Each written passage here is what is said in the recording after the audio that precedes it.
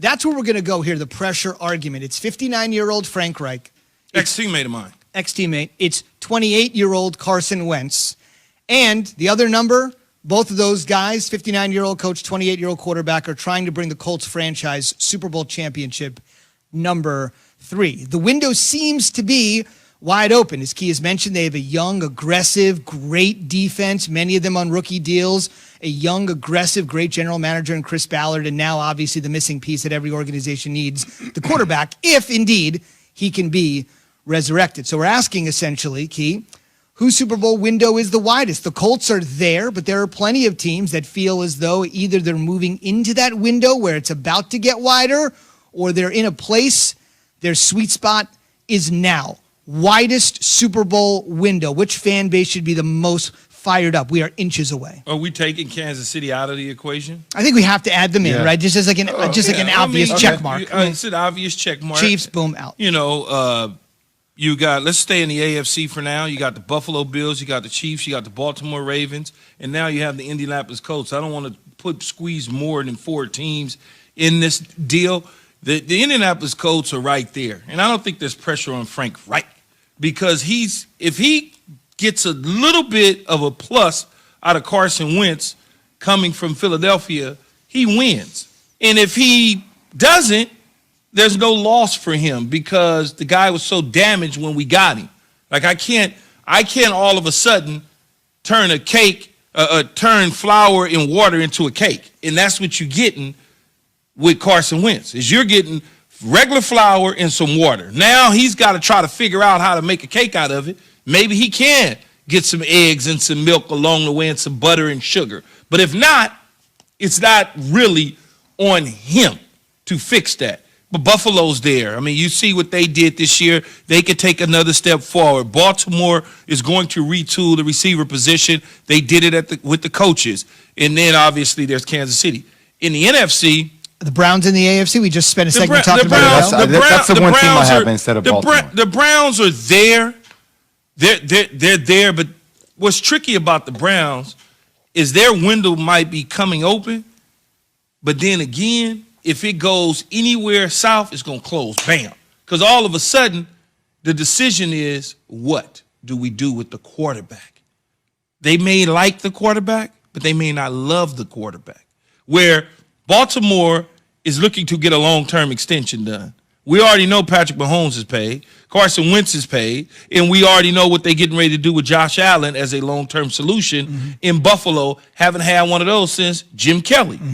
Now, when you look at that, it's like, okay, we like Cleveland. It's sexy again, Jay. Cleveland is the talk of the town again. We did this 2 years ago with them. Oh, the Browns, they're going to do it, they're going to do it. That window with them is open, but it can close because of heartbreak. And that's what could happen to them. We should mention here also, I think that's one thing you have to think about because when you look at the window, you're right. It can close really fast, but it's one of those opportunities. If you're a Browns fan and you've waited for this moment since the franchise returned to the NFL in 1999, if it's fast, you almost owe it to yourself. If you're saying everything hinges on one guy, let's go. Who's locked up for the Browns long term right now, Jay? That makes any sense. That's an important piece to this team. I lost you guys for a second. I lost audio for a second. What'd you say? I'm sorry. That's fine. We gotta fix that soon because I'm sick and tired of it happening. You and me both. What I was saying is, who's locked up long term for the Browns? Like we can point to long term in Kansas City, Baltimore, Buffalo, Indianapolis. Who's locked up long term that really is a foundation for that team other than Myles Garrett? That's the only one I was going to say. That's it. The QB of the defense. So they've got to make decisions on a lot of guys moving forward. I'm with you on the longevity of contracts there, but it still feels like, look, when's the last time we've been excited about Cleveland football? I mean, it just, even with OBJ not participating this year, it feels like they finally have figured it out to a degree. Now, look, they won a lot of games that were really close games. Beating the Pittsburgh JV team essentially helped them get there. But at the end of the day, like you still feel like they have somewhat of a foundation now. Whether they take care of that foundation, that's what they have to do with next steps. But it still feels like their window is open because of the way Baker Mayfield played in that stretch. Yeah, the last yeah, stretch, sorry. it feels like it's open, Zubin. Yeah, fellas, let's just go team by team that we were throwing out the other day, and just tell me yes or no. We can get the NFC involved here as well, of course, since they have the reigning Super Bowl champions. Know how you feel about Cleveland. Kansas City is an obvious key mention. Buffalo and Indy. Let's just run through some of the NFC contenders. Green Bay, window widest. Yeah, windows open. Tampa Bay. Yeah. Yes. I mean, they already won, so it's whatever.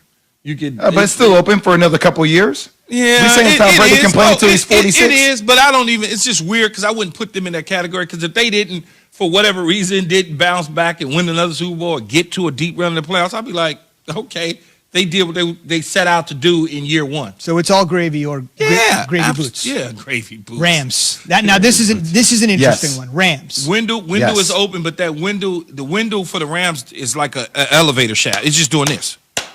That's what it's doing. So they got to go in because that thing will slam on them before long. And the Saints. Saints is open. They got everything there except we don't know what the quarterback situation looks like. They know. We don't. But everything else is there. Mm-hmm. Drew Brees was the issue at quarterback that didn't, had barbecue ribs for several weeks, and then he just didn't play well down the stretch. And so when you start to look at it, it's like everything else is there. What is Jameis Winston going to do when he gets underneath the center for 16 games? I'm assuming he's the guy. Even though And we'll see about Seattle too, Zubin. Oh, Seattle Throw as well. Seattle in there. Seattle's there. So that's about the 4 or 5 teams in the NFC. Yeah. Interesting. So we'll kind of keep an eye on that. But as Key said, if you're a Browns fan or a Rams fan, keep a quick eye on it because it can change in a matter of The problem with the Browns is they're a lot like the Raiders, the Cowboys, the Clippers. Every single year they got you feeling a certain way, and then they break your heart. Mm-hmm. Think about it. The Cowboys come in every year, and then crush. The Clippers, crush. It's just every single year. Raiders, they rolling. They go, this is the year. Not so much. Yeah, still on the way. If we asked this question in any of the last 20 years, you certainly think the Pats would be in the discussion of teams with the widest window. Not so much. We've got a possible reunion in New England at the quarterback position, and we're not talking about Belichick reuniting with Jimmy G. That's next. Keyshawn J. Will and Zubin, ESPN Radio, and Sirius XM, Channel 80.